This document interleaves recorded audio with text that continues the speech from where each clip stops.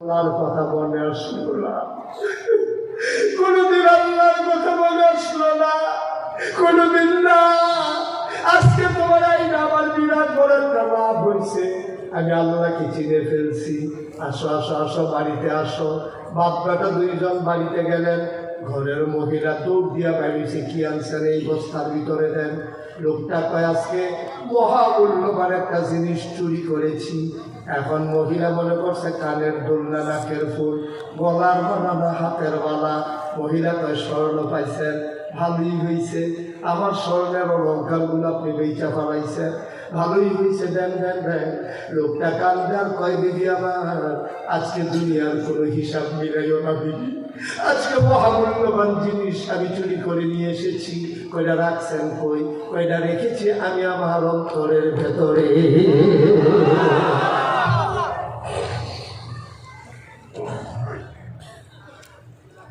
আর আমি অন্তরে লুকাই রাখছি।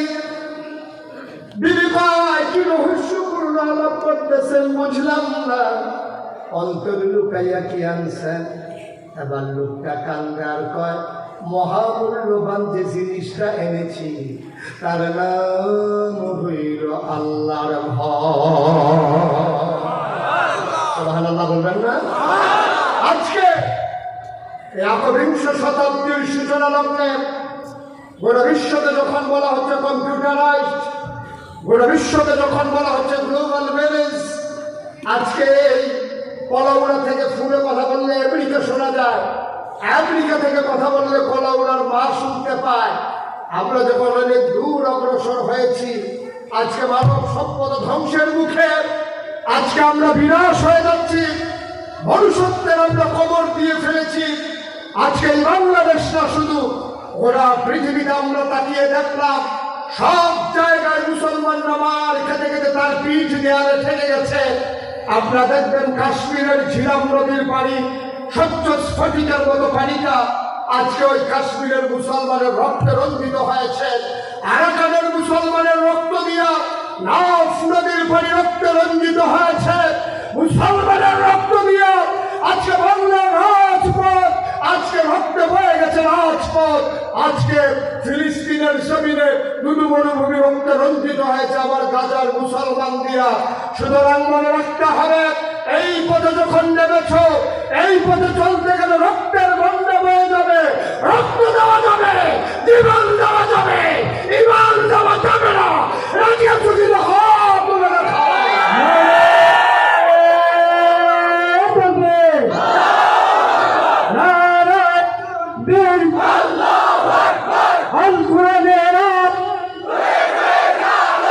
ইসলামের শত্রু জাহালের তলোয়ার, জাফরানের সবাই বলেন আমিন, জোরে বলেন আমিন। আমরা যদি আবার সোনার মানুষ হতে চাই, ১,৫০০ বছর আগে যে সোনার মানুষ বানিয়েছিলেন নবীজি, যাদের ব্যাপার আয়াত নাযিল হয়ে গেল, রাদিয়াল্লাহু আনহু ওয়া রাদু আনহু, তাদের ব্যাপারে আল্লাহ খুশি, আল্লাহর ব্যাপারে তারা খুশি। সেই সোনার মানুষ যদি হতে চায়, অধিকতর একটা মাত্র জিনিস লাগবে, তার নাম কি? আল্লাহ। কথা বলেন, আল্লাহ। কার ভয়? সাহেবের ভয়, প্রিন্সিপালের ভয়, নেতার ভয়, মন্ত্রী এমপির ভয়? বাংলাদেশের মানুষ কাউকে ভয় পায় না, একমাত্র ভয় পায় আল্লাহকে। যদি মানুষ বন্দুককে ভয় পাইত, পুলিশ র্যাব গোয়েন্দাকে যদি ভয় পেত, তাইলে ৫ আগস্টের আগে আমার আবু সাইদ আমার মুগ্ধ বন্দুকের সামনে সিয়াটান করে দাঁড়াইতে পারত না।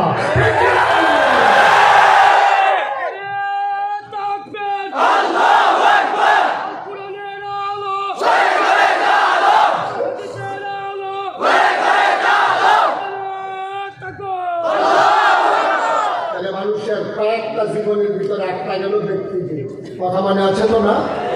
আবার আসো পারিবারিক জীবন, মজার কথা এখানে আছে, মন দিয়ে শুনতে হবে। ওই লোকটা বোধহয় মজা কম বুঝে, একটু বোয়াইয়া বোঝাই, কথা দিয়ে হবে না? কিরে যতটা নাই হ্যাঁ দিয়া হ্যাঁ বেশি দাম এখন ইমার্জেন্সি তাছাড়া আমার অন্য কাপড় সাপড়ের অসুবিধা। দুই নম্বরে পারিবারিক দিক কথা মনে আছে তো না? দুই নম্বরে কি ডাক্তার সাথে সিগন্যাল দিতে আসছে নাকি? না, আমার খেয়াল আমি আমার বুঝবতই আলোচনা শুরু করেছি। কখন শেষ করা লাগবে এই বুঝবতই রেডি করছি। সব কিছু যে খাওয়া লাগবে দুই যে বাজি দিয়ে 2 নম্বর বেশি খাইছি। আমি কর জোরে সবাই করেন আমি জোরে করেন আরো জোরে। কি ব্যাপার এতগুলো লোক আমি কই আর দিনও কই যান সমস্যা কি?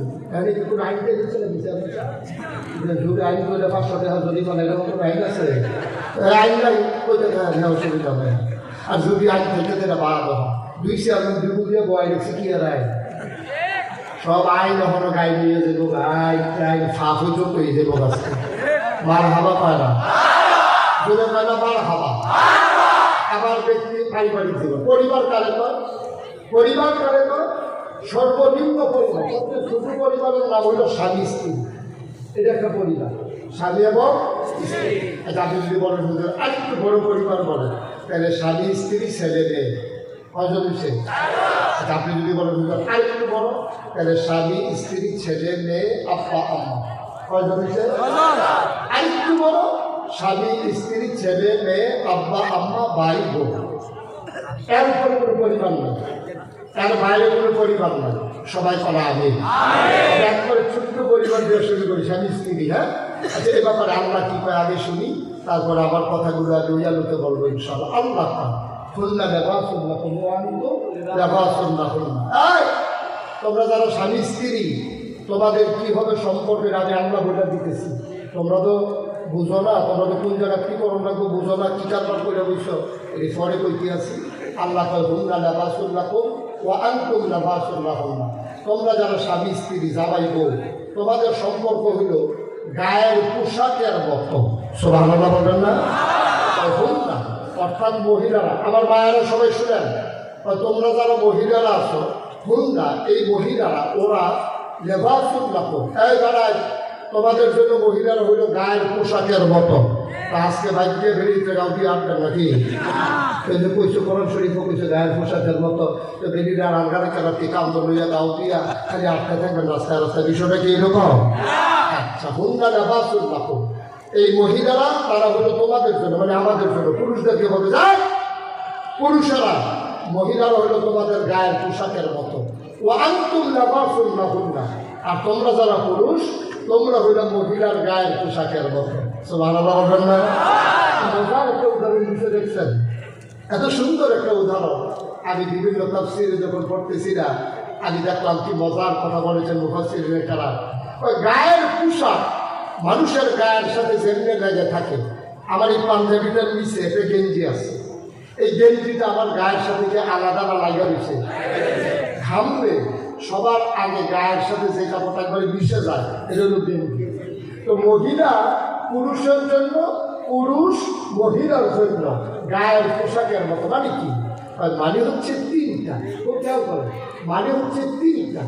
গায়ের পোশাক মানুষের লজ্জা ঢেকে রাখে। আমাদের লজ্জা ঢেকে রাখছে পাতা না কাপড়? গায়ের পোশাক কাগজ না কাপড়? কাপড়। তাহলে 1 নম্বরে গায়ের পোশাক মানুষের লজ্জা ঢেকে রাখে। 2 নম্বরে গায়ের পোশাক মানুষের ইজ্জত বাড়ায়। 3 নম্বরে গায়ের পোশাক মানুষকে আরাম দেয়। গায়ের পোশাক লজ্জা ঢেকে রাখে। তোমার লজ্জাস্থান ঢেকে রাখার জন্য তোমার গায়ের লুঙ্গি পায়জামা প্যান্ট যাই বলো এগুলা গায়ে তোমার লজ্জা ঢেকে রাখার জন্য। তাইলে তোমরা স্বামী স্ত্রী একজন আর একজনের লজ্জা ঢেকে রাখবা।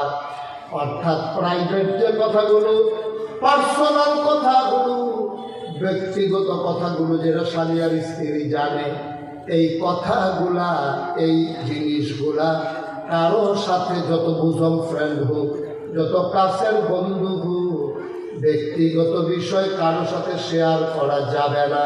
ঠিক কিনা?